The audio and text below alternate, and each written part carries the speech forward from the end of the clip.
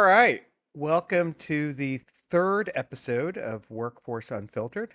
Here at Workforce Unfiltered, we cut through the politics, the headlines, and the talking points to examine the laws, data, and decisions shaping the modern workplace. I'm David Cohen, president of DCI Consulting Group, and I'm really excited today to talk to my good friend, Craig Leen. For those who don't know Craig, I'll give a brief background. Craig, you can add anything I miss, but Craig was the city attorney down in Florida for Coral Gables. From there, and this is where I got to meet and work with Craig, was when he was the director of OFCCP, an incredibly effective director and put in place a lot of really good programs over at OFCCP. We could probably have a whole another discussion about that. But Craig's now at K&L Gates, where he is an employment lawyer working with clients. And then recently, and congratulations, and I think I posted about this, Craig has been nominated to be a federal judge to the Superior Court here in Washington, D.C. Craig, welcome. Thank you, David. It's wonderful to be here. You're a good friend, and we have worked together a long time.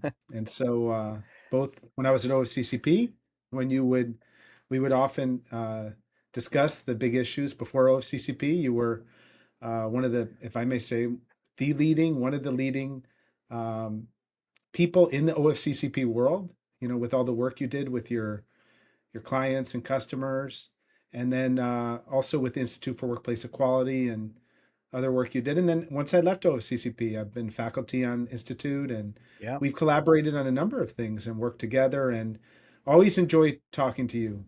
You know more about OFCCP than basically anyone. So Well, for I don't know me, what I always wanted to impress you. Show you that I knew my stuff too.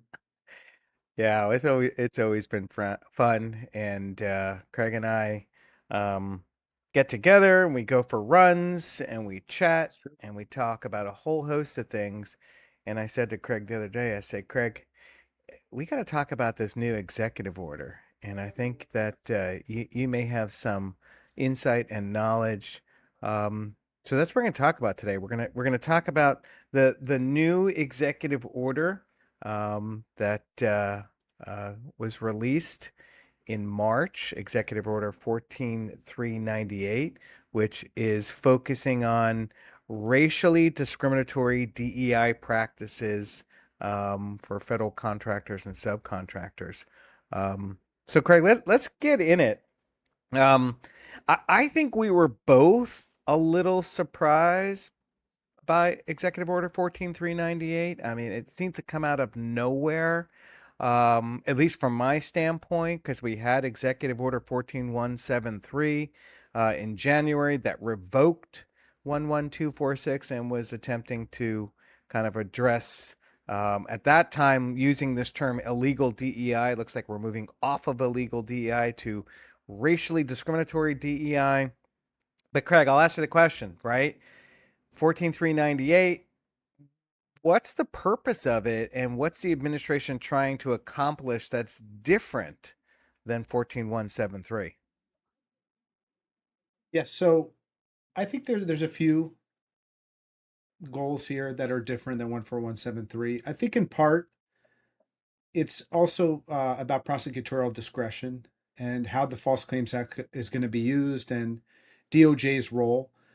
I think we've seen from the EOC, the Equal Employment Opportunity Commission, and Chair Lucas that they've been focused on both race and sex in a number of their cases that they brought and settlements. So I still think that the administration is focused on sex discrimination, but I think that there's a couple reasons why they've narrowed the between 14173, which basically replicated the protected classes that were in 11246, but instead of having an affirmative action component enforced by OFCCP, it was more of a anti-discrimination component enforced by the Department of Justice. So under Right. the False Claims Act through certifications.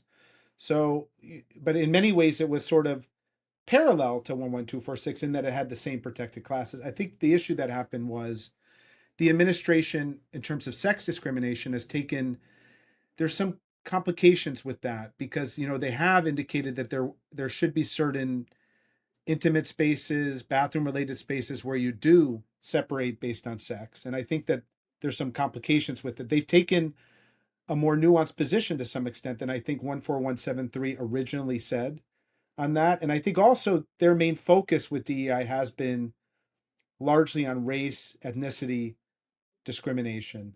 So, in terms of Department of Justice being able to come in and do what they're going to do with their reviews, I think it's probably easier for them to focus on race discrimination, where any treatment of people differently based on race is always going to be a problem under the Muldrow case by the Supreme Court. And it's something that they can easily enforce. Whereas there are, of because sex discrimination is a lesser degree of scrutiny, it's intermediate scrutiny, and because there are sometimes sex related differences that you can treat people differently based on that to some extent, not in the main employment aspects like pay, you got to treat people the same on pay, hiring, but in some other areas, I just think they wanted to focus on race. I think that they felt that that was the easiest, the most enforceable, and the one most likely to get upheld by courts.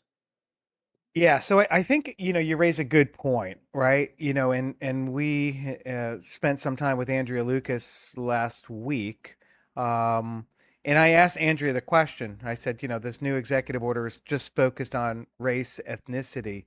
Does that mean EEOC is only focused on race, ethnicity? And I think Andrea made it very clear that under the EEOC and their priorities, they are pursuing all types of discrimination and all types of discriminatory DEI practices, including sex. One thing I'll add, Craig, and you and I have talked about this, is that higher ed would fall, right, if they're getting supply and services, that they would fall under this executive order as well. And I think one thing that most people don't know is that most universities, right, are giving preference to men in admissions, to try and balance out the campus. And I think that the administration is probably okay with. And so and there's that carve out in Title IX that allows it. So I wonder if that too was part of their Think that thinking. might be part of it too. And I think that the Title IX also protects against sex discrimination. Right. But for example, it definitely allows for different sports for men and women and making sure you have parity between them. Whereas you could never, it would be completely illegal to have different sports or different programs focused on a particular race versus another. So I do Right. think that race discrimination is viewed differently than sex to some extent, just because there are sometimes differences based on sex, just between men and women, where women may need certain health care related services versus men, which may be different, sports, which may be different, bathrooms, which may be different. So I think that there's that aspect also in the law. Historically, under the 14th Amendment, race receives strict scrutiny for any disparities, whereas sex is intermediate scrutiny. So it's a different level of scrutiny. And I remember when I was in the Trump administration the first time, when we were talking about the religious exemption, for example, this came up in a hearing I did in the House, where there was a real concern about the religious exemption and how it related to race discrimination and whether you could treat people differently based on race for a religious reason. I remember the administration at the time said, no, you can't. Whereas because religions have certain views about the roles of gender, different genders, gender norms, that there may be more leeway there to some extent. Having said that, I still think it's really important to just remind employers you cannot discriminate based on sex in the main Right. aspects of employment, which is hiring, pay, promotion. But what this instead of this administration approaching it from an affirmative action component, saying, well, if you're underrepresented as to women or men, that you got to take action to try to address that. It's more about anti-discrimination, using statistics to determine if you have these disparities and addressing them in order to combat discrimination, not as a proactive measure to address societal socioeconomic issues that may exist or something like that. Yeah, let's pause there for a second and right, so 14173 is still on the books, broader race, ethnicity, sex, other protected groups. But also kind of use this term illegal DEI, which was vague, right, and subject to challenge. So I think that this executive order is trying to cure that. And going from this broad definition of or lack of definition of illegal DEI to now really focusing on racially discriminatory DEI practices mean disparate treatment based on race or ethnicity in recruitment, employment, contracting, um, or program participation. Um, so one question I have, Craig, we're very familiar in the employment context with disparate treatment, but it's interesting. They don't reference Title VII or anything like that. So how are they going to interpret that? My sense is that it's going to largely be based on the certification itself. So if you are an employer that has a DEI program, even if you don't call it a DEI program, but you have something that's focused on equal opportunity or affirmative action, where you are making certain opportunities available based on race, you're favoring in hiring or recruiting certain race or ethnicity, that is going to be a problem. And if you certify that you're not, even if there's not someone who's injured, this is not about individual injury, the False Claims Act. It's about Right. promising the government that you're going to have an equal opportunity in all aspects related to race and then not doing that. And that's really where the administration is focused. And then what would happen is they would probably reach out, they'd probably do an investigation, they'd reach out to you, they would try to resolve the matter. They'd want to know about these programs you have that could be exclusive based on race or preferential based on race. And they would take action. Now, if it's based on gender, there's a good chance they would refer that to the EOC, I would think. However, I will note that the IBM settlement included both race and sex. So Yeah. I don't know if they're necessarily going to always enforce 14398. They might Right. do this under 11246, which they referenced that in the IBM case, or 14173. I think they're all still out there. My sense is, though, that the administration has decided as a enforcement priority to prioritize race over all the other protected categories for this action. Again, I think they view it as the one that's easiest to defend and to have upheld. Yeah, so right, so we've got a term, disparate treatment, and they specifically talk about recruitment and employment. Do you think, and they use examples, right, hiring, promotion, as examples. Do you think they're going to look at data? I think initially they're going to look at the programs, whether you Yeah, have, or and what your answers are to their questions. Do you have any programs, mentorship programs, advancement programs, sponsorship programs that are targeted toward race, scholarship programs, internship programs? They're going to be looking at that. If they find that, you're going to be in trouble. Like you can't have that anymore. You have to, all of your programs have to be open to everybody, yeah, particularly based on race at this point. But I'd say the other protected groups categories too, because you don't want to violate Title VII. And the right. Muldrow case changed the standard. It used to be that to find disparate treatment against a company, and that's the definition you asked about, that disparate treatment against a company would require them to have treated two people differently based on a protected category, race, sex, religion. One of the protected categories, there's a number of them in Title VII, that you would have to treat them differently in a material way, which usually related to hiring. You'd hire one over the other based on race. It could be related to pay. You would pay someone differently because of their race. So disparate treatment requires that causation or that intent. So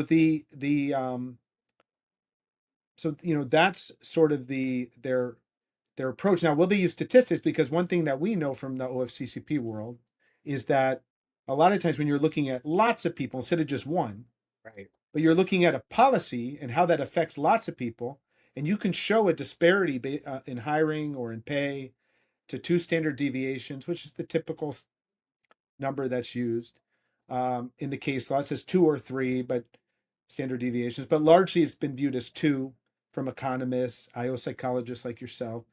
2 is sort of the standard.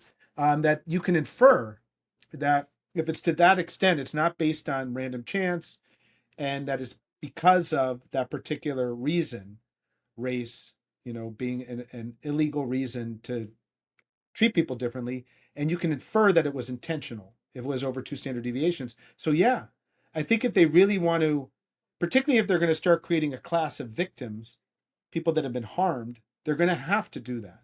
But if Right. they keep it at the policy level, then no, they don't have to do that.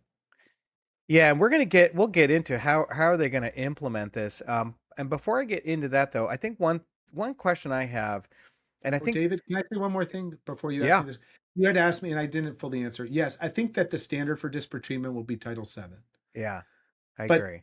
the Muldrow case and Title VII, which of course Muldrow interpreted Title VII, but some states have different standards.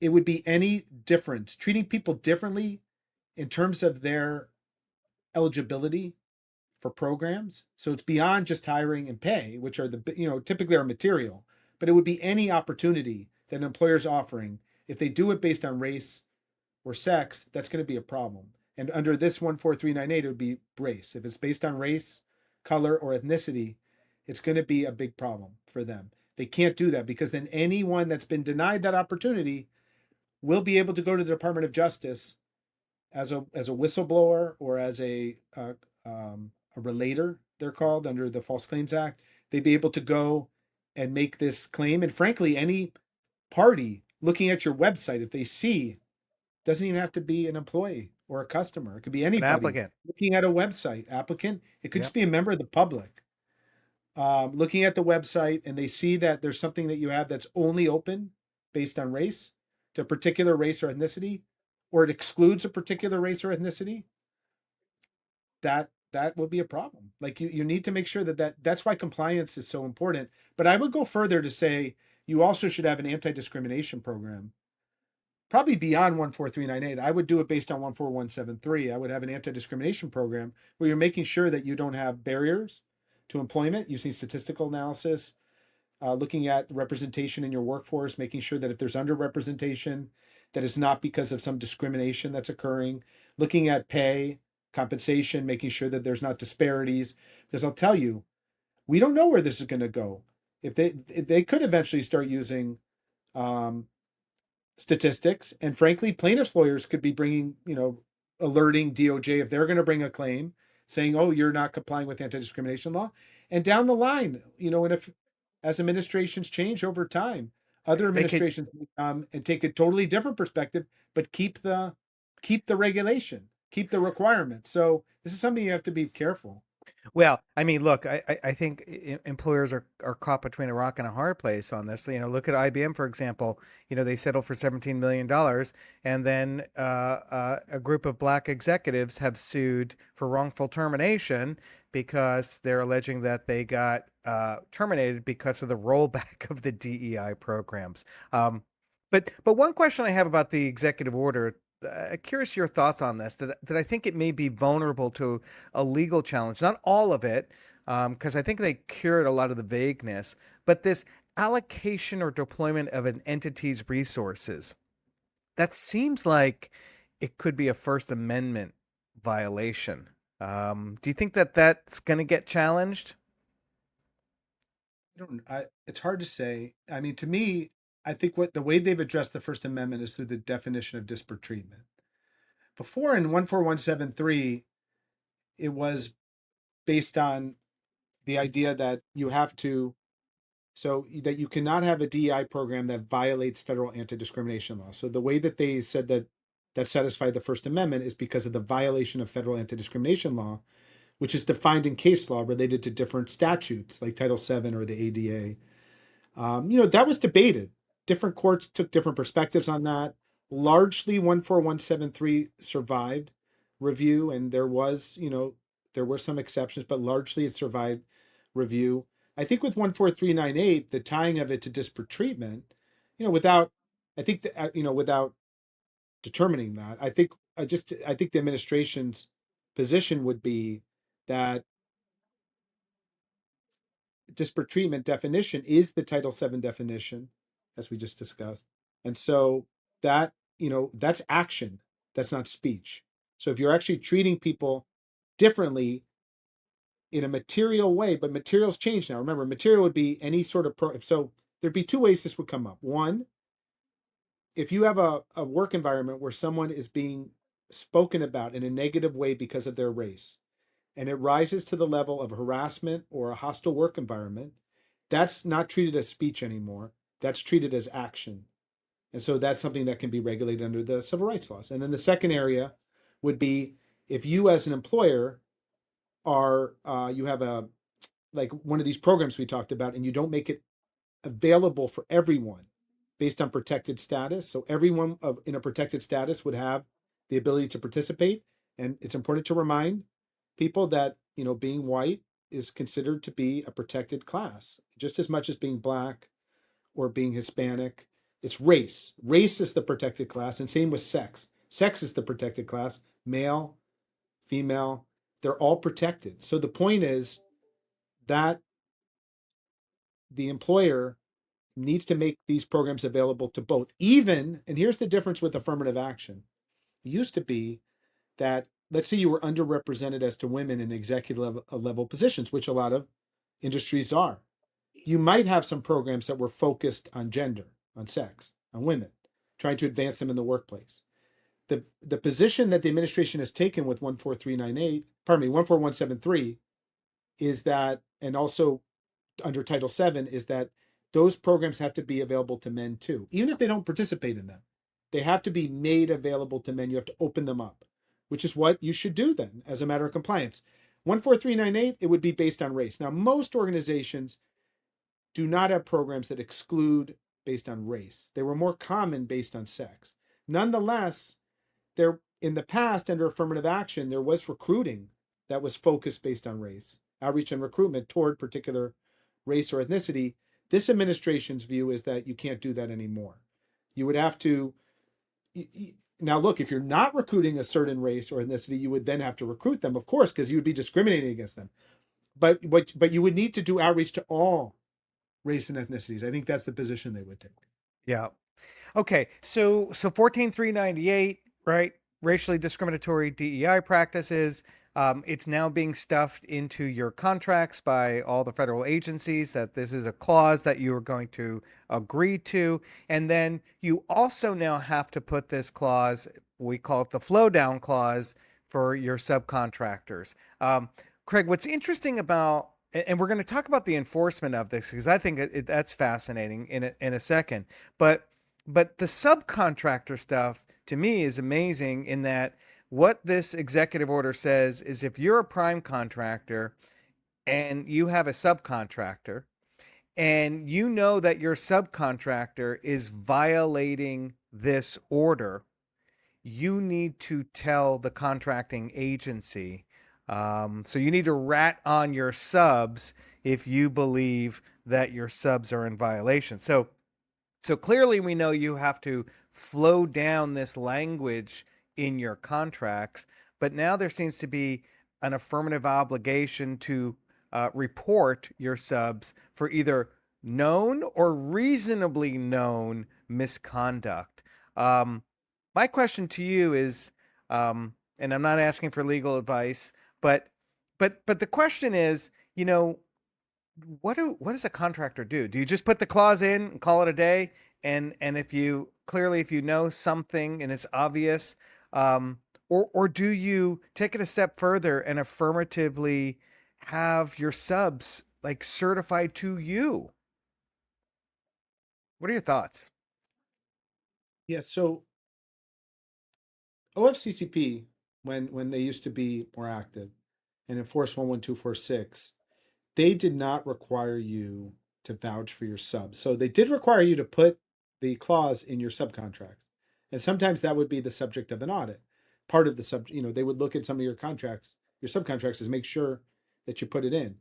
But if they were going to audit a subcontractor, they would not hold the contractor accountable for their subcontractor. They would do that as Right. separate auditing. They would come up on the list. So it wouldn't be like if you were listed for an audit and you were a contractor, that didn't include all your subs Right. typically, except for in the construction industry to some extent. But in the supply and service with most government contractors, it didn't include the subs. And you weren't if your sub was found to be violating, they didn't come against you as the contractor. So I think that's been the norm in this area. This is a little different because in 14398, it does require you to flow down the clause. So that's the same. And they'll Right. still That's the look at same. your clause.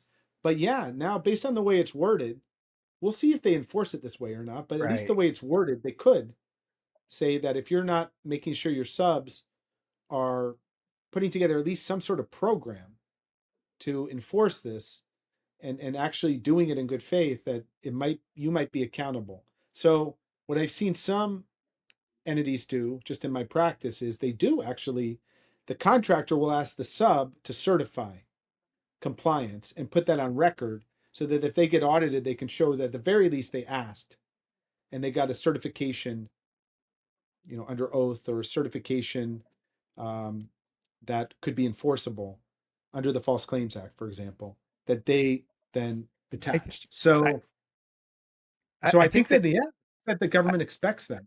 I think, you know, I think there's more to come on this. I think we will vote eventually get regulations, right? Right. We just have interim guidance right now. So I think we may get more information coming from the government on that issue. But I think the reasonably knowable misconduct is an interesting thing because I may have a subcontractor, and that subcontractor is doing work for 100 other prime contractors. And then who am I even reporting to? Which agency?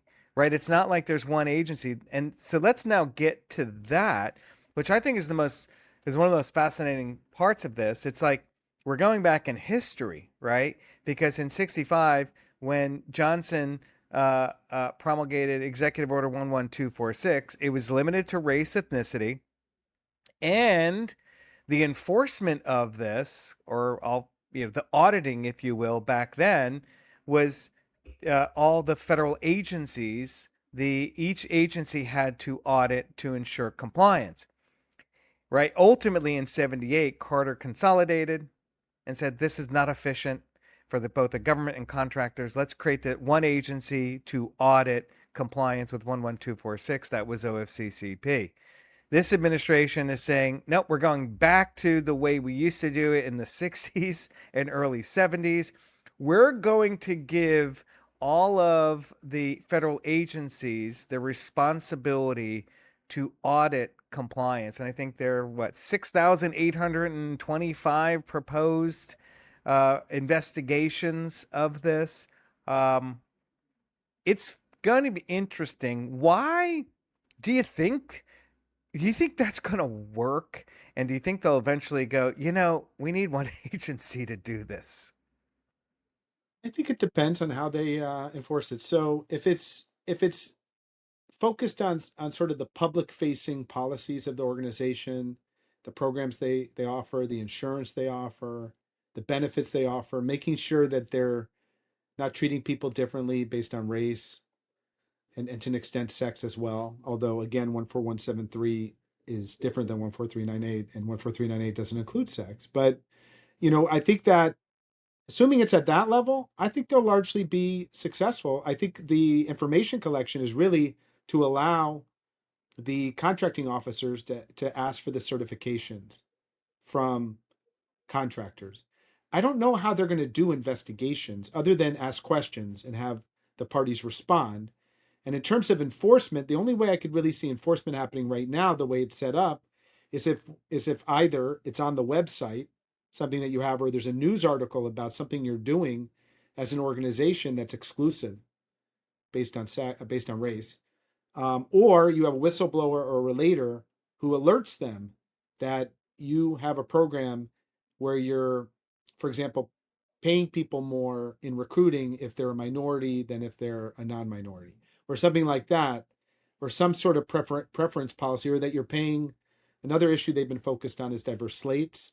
So like if you have a diverse slate policy, that's something that they may be interested in. If you're compensating executives about on how well they achieve diversity goals, that's another area where they're going to focus on. But I don't think that's going to be through audits, at least right now, because they don't really have an auditing agency to run this. So it's going to be through questions and RFIs, requests for information, where the party responds, and assuming you give the answers that they want to see, I think you're going to be fine. The point is, though, you have to be very careful in giving them the answers they want to see. From a compliance perspective, that needs to be true. So you really need to take action in beforehand, Right. because otherwise you may even be committing a criminal offense, and that could Right. come back to get you. Right. So the point is, you got to come into compliance now before they ask you the questions. The other thing is they may ask you about what's happened in the past. In the past. That's what we saw with IBM. Right. And you got to be honest about that. Say, look, talk to counsel. Counsel's going to put forward a defense for you. Say, look, we're in compliance. That was the prior regulations. We were seeking to comply with them. We stopped it immediately when the regulations changed, and this is what we're doing now. But the IBM settlement involves what was it, 2019 program? So Data. that was Yeah. in Information the going last. back to that, because False Claims Act, right, could go back 6 years. Yeah, Um, so that, obviously this administration is taking a different position than the prior one, almost 180 degrees different on this topic. So, you know, you also have to think about that. That's really important. You have to be strategic in the way you go forward now. You need to realize that what you're doing now could be the subject of an enforcement action a number of years from now. So the most important thing is to value that relationship with the government, be truthful, but do what you can now. If you don't have a compliance program in place, an anti-discrimination program under 14173 and 14398, you're behind the ball, for and you sure. may be subjecting yourself to liability. You should take action immediately to address that. And you For need to make sure. sure that you're involving counsel in the answers to these questions, because they can subject you to significant liability in how So you answer them. yeah, and let's talk a little bit about so the FAR Council put out interim guidance, and then the FAR Council went to OIRA seeking emergency authorization.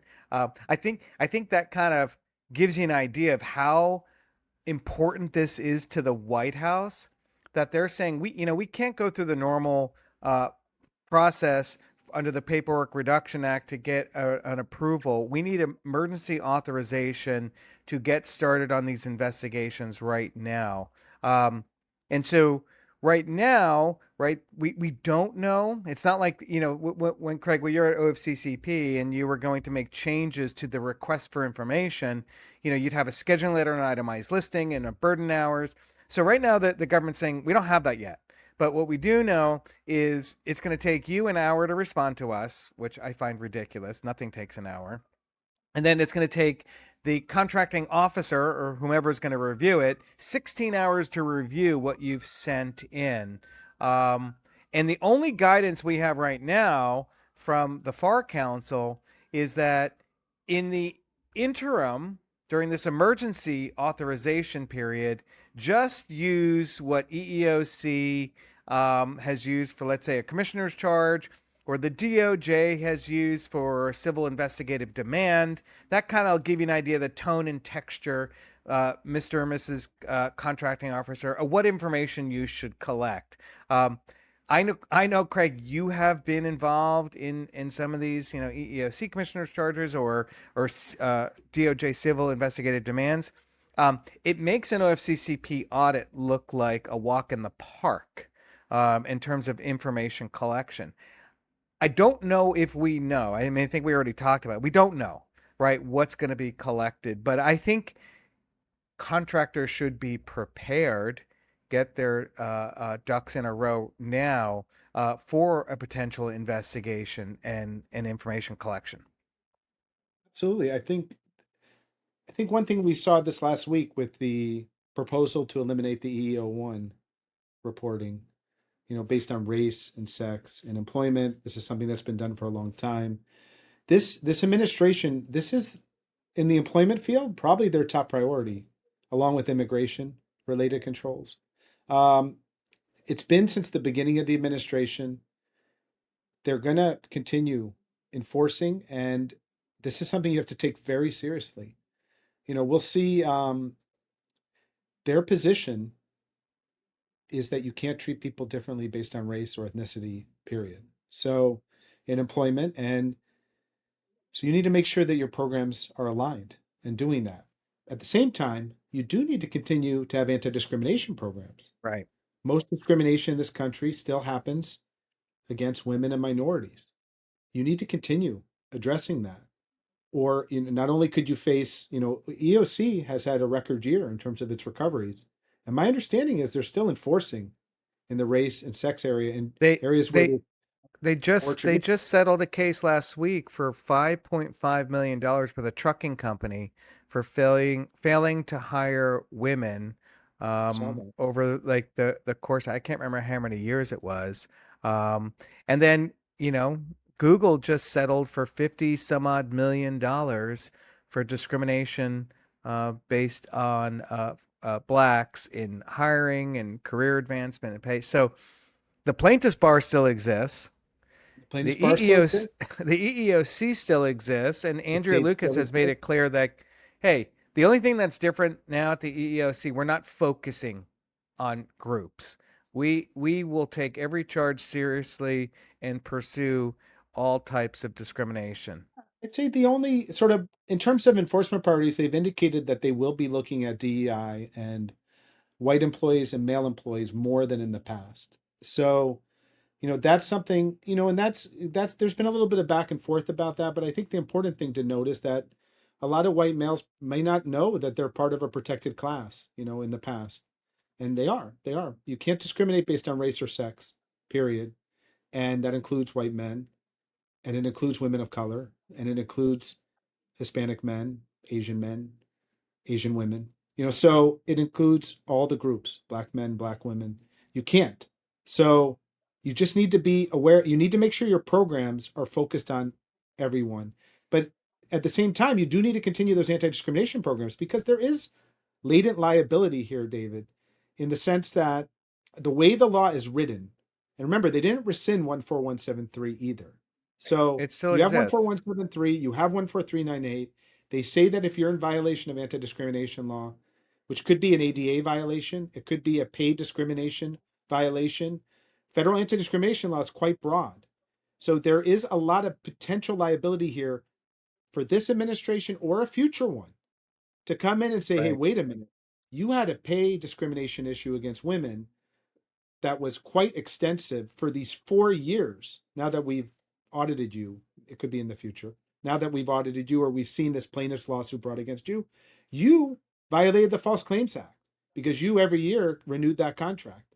That liability is out there. And we'll see if the administration ends up bringing those sort of claims or not, or whether they continue to focus mostly on DEI related discrimination. But the point is, that is out there, and you have to be careful about that because you're talking about extensive potential liability. Yeah, I think it'll be, interesting to see how this all plays out. I have so many questions, um, you know, Fourth Amendment issues in terms of how are they going to pick employers to audit. I have confidentiality questions. So if the Department of the Interior does an investigation and collects all this information from me, can they share that with other agencies? Can they share that with EEOC? Um, I think those are open questions. I think What's a going lot to of be times they this? have MOUs. They try to put together these MOUs that allow it. I remember we had that with EOC and Yep. DOJ. Yeah. And, we took the position, the EOC, if they're sharing, then you're supposed to agree to their confidentiality provisions, though, too, Right. and get that information. But yeah, those are all really great questions. And It's clear, right? The one thing we know for sure, they are going to share this information with the Department of Justice to pursue False they Claims are. Act cases. That's very clear. Um, and Very clear. they've given the authority to the contracting officers if they see a violation to pursue cancellation, debarment, suspension, although there is a process they have to go through. There's a process. Um, my gut tells me, because they've set the threshold at a micro level of $15,000, I think they may end up auditing or investigating a company with a $16,000 contract, and the contractor is going to go, "Oh, just bar me. It's going to cost me more money to go through this investigation." So there. I'd But love right to now, come. they've been going against big companies, though. I think that what you're going to see is the larger companies, defense, tech, Yeah, finance, those sort of contractors, they're going to largely probably work it out with the yeah, government because it's so critical to them to maintain those contracts. And because even without using the False Claims Act, if the government's unhappy with your response, they might terminate for convenience or something right, like that if you're not a sole source right, or something. right. So in areas where there's markets, there's going to be a lot of pressure on companies to comply, even if they might have a defense or to Yeah, reach a settlement, even if they might have a defense. But I would raise one issue because I often get asked, well, is this really material to the contract that they're signing it? And could they really be debarred from telling the government that they are not discriminating based on race when they are, either through a DEI program that's unlawful because there's disparate treatment or in some other way. And I would just remind people, I was the OFCCP director. We took the position since 1965 that you could be debarred from, I mean, it was under a different authority, but right. it's basically the same thing. You enter into a contract with the government, you sign an FAR, you sign a FAR clause, which a federal acquisition regulation, you agree to that, which says that you're not going to discriminate and that you're going to take affirmative action based on all these protected categories.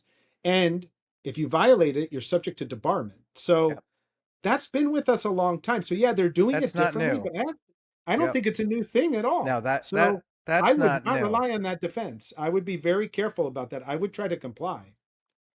Yeah, there's no question. I think the False Claims Act lawyers are questioning whether or not you can make something material to the contract just by saying it's material. So And that'll I be interesting. understand that. But the thing is, I think that it has been material since 1965. That's It's the certainly issue. Like that was the whole point right. of the Executive Order 11246 was that you're not complying with economy and efficiency obligations Right. if Oh, you are taking federal money and then discriminating based on race because you're not getting the best employees. You're instead getting employees based on discrimination. So you're leaving out highly qualified employees. You're not deciding based on merit. You're deciding based on a protected category, which is illegal. That has been the touchstone of 11246. So it yeah. is interesting to me to hear that Well, the other because I don't interesting thing. I think you can be debarred. You got to be very careful. Doesn't mean you might not have a defense in a given case. I'm just saying I would look at compliance. Oh, Ultimately, not for discriminating based on sure. race is something you should look at. For sure. Um, yeah, I think that what we should do, Craig, we should fast forward to May 18th, 2027, and we should do this again to do a recap because there's so many unknowns, right? About how this is going to be implemented, enforced. Are they going to refer to EEOC for commissioner's charges? How effective is this going to be? Um, what are they going to be requesting? How many audits are they going to be doing? So a lot that we don't know, and I think if you commit, let's do this 1 year from now. We could do a recap and see how effective it's been. All right, I'll give you 1 minute. What any closing thoughts for our listeners? What should they be thinking of? What I would do if so at your companies, at your organizations, I would double down on your civil rights requirements right now, particularly disability. That's always been an area that's been under focused. I'm a disability advocate. I've always sought to try to have a greater focus on disability. I think there's a good time to do that. But I would also do it on anti-discrimination. I would continue your pay discrimination reviews. I would do it under privilege. I would continue to look at hiring. I would look at barriers to recruiting and hiring. You have to do all those things. If anything, I think it's more important than it was before in some ways because um, I think there's more liability now, actually. I think that there's more of a risk of you losing your contracts or having a huge case against you that you have to settle that might affect your reputation. David, you said it very well. Um, with OFCCP, it was pretty clear what would happen. You would be on a scheduling list. You'd have Right. a certain amount of time to You know comply. you were going to be asked. You knew the If you weren't letter, in the compliance, you information. would hire someone and they would get you in compliance, and then you would Right. defend, and you would have time, and then you could go back and forth. Yeah, maybe the agency didn't give you enough information. You would object. You go back and forth. They didn't have subpoena power. DOJ Right. has subpoena power. They didn't have Yeah. subpoena power. So you would go back and forth on the information collection. If there was a finding, you would have the right to go to an ALJ, an administrative law judge. You'd have the right to challenge it in court, and you'd have a right to complain to the OFCCP director. So all of those things existed, and I was part of that. I remember that. Yeah. This is much different. You're dealing Yeah. with DOJ and the EOC. Yeah. They are prioritizing this. It's one of their top. It's probably again their top priority in the employment area, and they're telling you not to discriminate. It's an anti-discrimination obligation. So you should not be moving your funds away from civil rights compliance. Uh, what's that? What's it called? Penny wise, pound foolish. Don't be Yeah. like that. Right. Don't be I like that. You I should be agree. doing more. Like, this is a fraught time. You could get in serious trouble if you have a DEI program that excludes any group. You know, if you're going to have a DEI program, one, I would consider changing the name because it's become political, the name. But the other point is you should make sure that everyone is included in whatever program you have. And then, but that's not enough. Some people will tell you that's enough. That's not enough. You still should do the analytics. You got to do the analytics both for this administration, in case they decide to look at that, and future ones who Yeah. may come back and look at this time period. And there's an FAR clause right now Yeah. that says that I you agree. are signing, that you're in compliance with anti-discrimination law, and a precedent has been set that you can go back to a prior administration. Yeah. So you need to be in compliance. I mean, that, I hope you take that from today. Yeah. Craig, I agree. And then, gosh, you got the states, who are going to step up, and pendulum swing, right? And if the pendulum swings back, and we get a Democratic administration who says, you know, that False Claims Act is a really good hammer. I want to continue to use that, and we're going to use that through a traditional lens of non-discrimination, and then reach back 6 years and say, you had rampant discrimination in your workforce and didn't do anything about that, and that is a knowable a violation, and you certified. So that's what I'm saying. This is going to be interesting. Craig, my friend, great to see you. Great to be with you. Thank you for coming on today. And we're going to do this again in 1 year from now, and do a recap. Well, great. Excellent. It's been an honor to be on with you today. It always is. I always enjoy talking to you. All right. Thanks, Thank you for Craig. all you do. Thank you for all you do for federal contractors everywhere, David. You know I love it. Have a good one. Have a Have a good good one. Memorial Have Day. a good day. Thanks, everybody. Thank you. You too.